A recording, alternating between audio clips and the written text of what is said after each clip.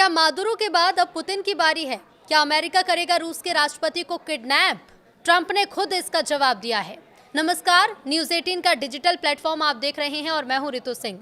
Donald Trump के आदेश के बाद अमेरिका ने वेनेजुएला पर हमला किया था।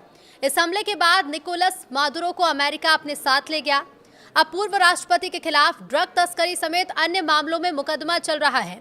वेनेजुएला पर हमले के बाद अमेरिका ने एक रूसी जहाज को भी पकड़ लिया। इसके बाद अब सवाल ये उठ रहे हैं कि क्या ट्रंप रूसी राष्ट्रपति पुतिन को भी मादुरो की तरह उठा लाएंगे? अब इस पर ट्रंप ने जवाब दिया है। वेनेजुएला पर हमला करके अमेरिका राष्ट्रपति निकोलस मादुरो को उठा ले गया। इसके बाद सवाल उठ रहे हैं कि क्या अमेरिका रूस के खिलाफ कुछ ऐसा कर सकता है?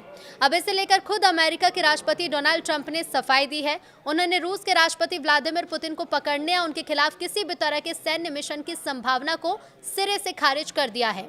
अमेरिकी ऑपरेशन के बाद ये सवाल उठाया गया था कि क्या अमेरिका भविष्य में दूसरे देशों के नेताओं के खिलाफ भी ऐसी कार्रवाई कर सकता है। इस बीच ईरान की ओर से ऐसी आवाज उठ रही है कि मादुरो की तरह ही ट्रंप को हिरासत में लिया जाए। एक सीधे सवाल के जवाब में ट्रंप ने कहा कि मुझे नहीं लगता कि इसकी जरूरत पड़ेगी। उन्होंने ये भी कहा कि अतीत में उनके पुतिन के साथ अच्छे संबंध रहे हैं, लेकिन अब वो उनसे काफी निराश हैं। ट्रंप का ये बयान ऐसे समय में आया जब अमेरिका की विदेश नीति आक्रामक रुख की ओर बढ़ती नजर आ रही है। अमेरिका ने रूस के एक शैडो शिप पर अपना कब्जा कर लिया है।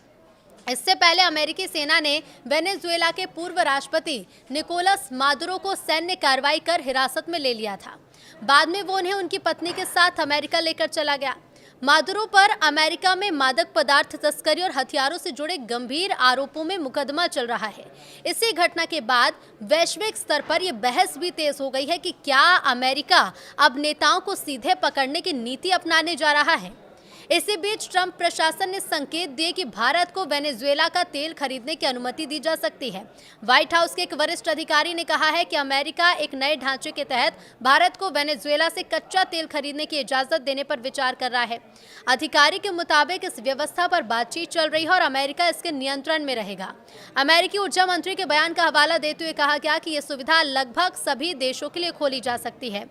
तो क्या ट्रंप को उठा ले जाएगा ईरान? दूसरी तरफ ईरान से बेहद तीखी प्रतिक्रिया सामने आई है। ईरान की supreme council of the cultural revolution के सदस्य हसन रहीमपुर अजघादी ने ट्रंप को खुलेआम धमकी दी है। उन्होंने कहा है कि अमेरिका ने जिस तरह से मादुरो को पकड़ा, ईरान को भी ट्रंप के साथ वैसा ही व्यवहार करना चाहिए। अजघादी ने यहां तक कहा कि ट्रंप को कीमत चुकानी होगी और जरूरत पड़ी तो अमेरिका के भीतर भी ऑपरेशन किए जा सकते हैं। अब उनके बयान को ईरान और अमेरिका के बीच बढ़ते तनाव के रूप में देखा जा रहा है, खासकर तब जब ईरान में महंगाई और आर्थिक संकट के खिलाफ बड़े पैमाने पर प्रदर्शन चल रहे हैं। रिपोर्ट के मुताबिक प्रदर्शनकारियों पर फायरिंग में 200 से ज्यादा लोगों की मौत हो चुकी है।